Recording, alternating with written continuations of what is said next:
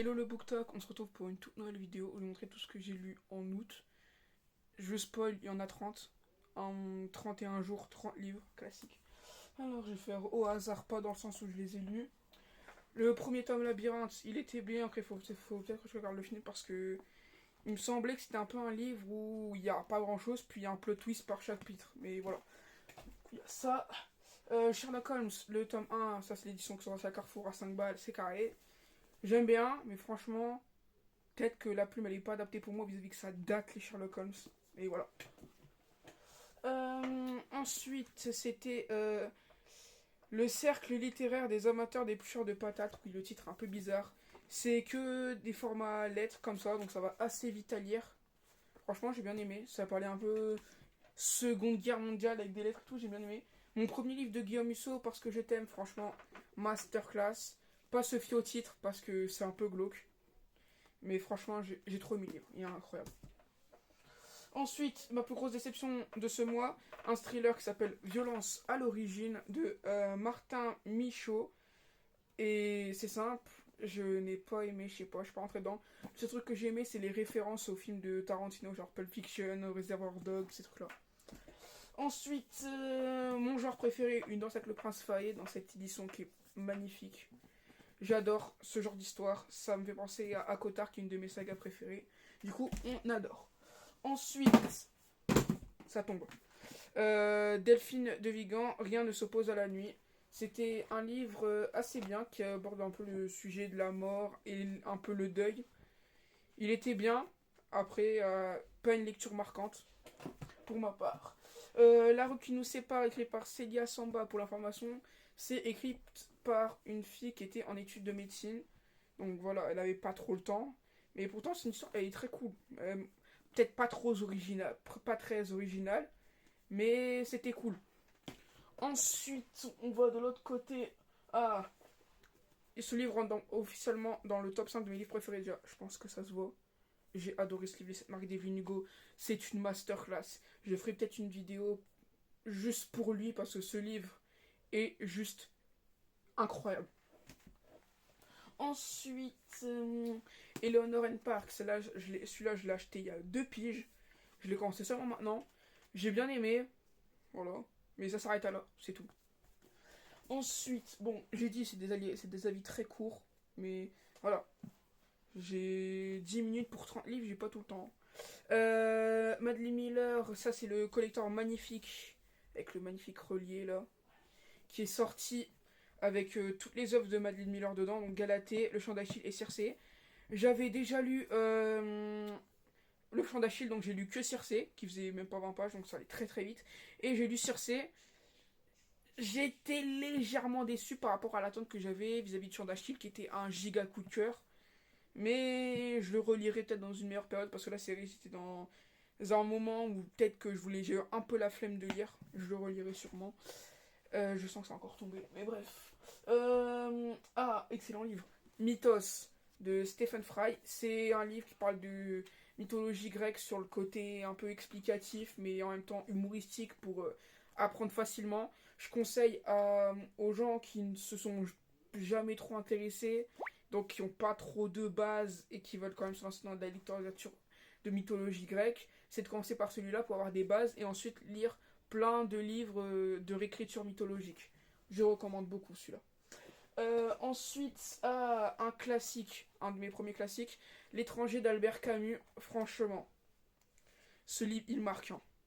C'est la première ligne, je vais la lire vite fait, parce que je vois que j'ai un petit peu le temps. Les premiers mots, aujourd'hui, maman est morte. Ou peut-être hier, je ne sais pas. J'ai reçu un télégramme de l'asile, mère décédée, enterrement demain. Sentiment distingué, cela ne veut rien dire, c'était peut-être hier.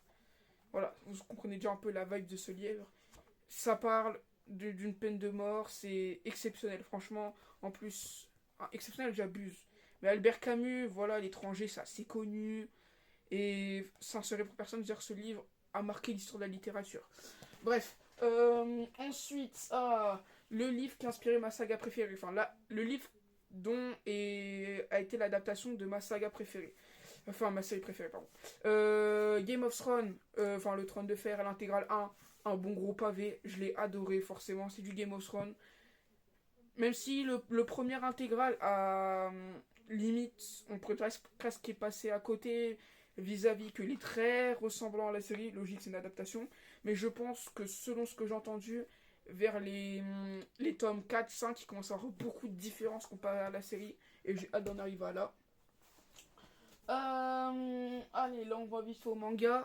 Sunken Rock, le tome 1 de cette magnifique édition. Je l'ai adoré. Vive Sunken Rock. Il faut que je vous montre une planche vite fait. Enfin, faut que je trouve une planche qui est assez stylée. Parce qu'attends, il faut que je. Voilà, je prends celle-là. C'est magnifique. Les dessins de ce manga est exceptionnel. Ça parle de Ken qui veut rentrer dans la police parce que la femme qu'il a toujours aimée, Yumin, est dans la police. Mais vu qu'il est un petit peu un raté, il va plus se lancer. Il va devenir chef de gang malgré lui parce que c'était pas trop ce qui était prévu à la base. Mais c'est humoristique, c'est public averti quand même parce que voilà. Histoire de gang, les dessins sont magnifiques. J'ai adoré forcément. Ça en serait pour personne. Un livre peut-être que je n'aurais pas lu si j'aurais su ce qui se passait dedans. Que ta volonté soit faite de Maxime Chatham, il fallait me dire que ça parlait d'un psychopathe et que c'était assez glauque. Mais hormis ça, j'ai adoré, hein, bien sûr. Parce que Maxime Chatham, c'est pas le premier livre que je lis de lui. Ça va tomber. Non, c'est peut-être légèrement trop sombre. Après, voilà quoi. C'est juste, je me suis pas renseigné sur le livre. J'ai vu qu'il y avait un Maxime Chatham, je l'ai pris. Mais voilà. Ouais, tout petit livre, 60 pages à peu près. Les Sœurs Perdues, on va dire une espèce de tome 1.5 de ma saga préférée, Le Prince Cruel. Je suis toujours obligé de surveiller parce que ça tombe. Non, juste, il n'y a pas trop grand chose qui change, donc on n'est pas trop obligé de le lire. Mais c'est toujours un plus pour les fans du Prince Cruel de lire. Le Petit Prince m'embauche dedans dans une édition qui est illustrée et tout, franchement elle est carrée. Écoutez, j'ai bien aimé. C'est quand on se rend compte, c'est un livre, je pense, si on le lit, si on se dit qu'on le lit une fois par an, on a à chaque fois notre regard sur ce livre et ça j'adore. C'est un livre qui est peut-être, on peut penser destiné à un tout jeune public, mais il aborde tellement un sujet magnifique et poétique que franchement, c'est dommage de l'avoir lu à 8 9 ans et d'avoir rien compris et donc ne pas avoir vraiment eu l'envie de le lire après. Euh, Peut-être le plus beau livre de ma mangathèque, de ma bibliothèque, magnifique. Comment le prince Cardan est venu à détester les histoires de Holly Black. Du coup, c'est l'histoire de Cardan, du prince cruel. De toute façon, dès que ça touche au prince cruel, c'est magnifique. Voilà, il n'y a rien à dire. Ensuite, dans le top 3 de mes sagas préférées, le tome 1 et 2 d'Akotar. Deux gros pavés, deux livres que j'ai postifiés beaucoup. J'adore cette saga. C'est magnifique.